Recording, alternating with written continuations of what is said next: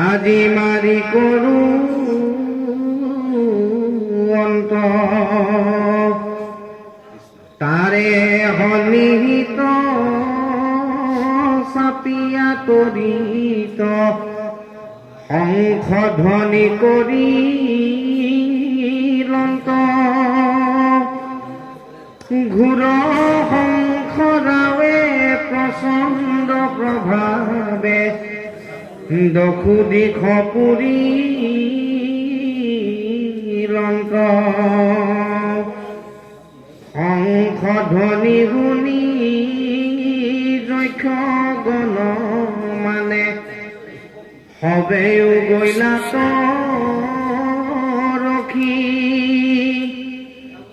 গৰ্ভৱতী যত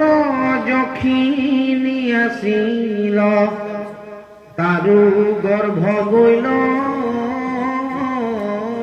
খহি। কৃষ্ণ কৃষ্ণ। 33 অধ্যায় 24। অযক্ষ গ্ৰণে ক্ৰোধ কৰি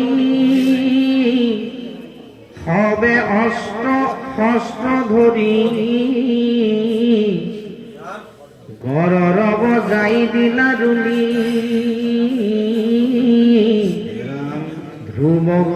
ধ্ৰুৱক একলা দেখি বেগি গইলা দখু দেখি কাট কাট মাৰ মাৰ বুলি তেনয় অযুত বীৰে একেবাৰে যুদ্ধ কৰে তাকো দেখি ধ্ৰুৱে নসহিল মস্তকক লক্ষ্য কৰি সমস্তকে একেবাৰে তিনি সদ প্ৰহাৰিল 3,90,000 প্ৰহাৰিলা বীৰবৰ ভেদিলন্ত সবাৰ কপালে পুষ্প খানি খানি মাত্ৰ ওপৰত দেখি তাৰ হৰ মানে সাংগে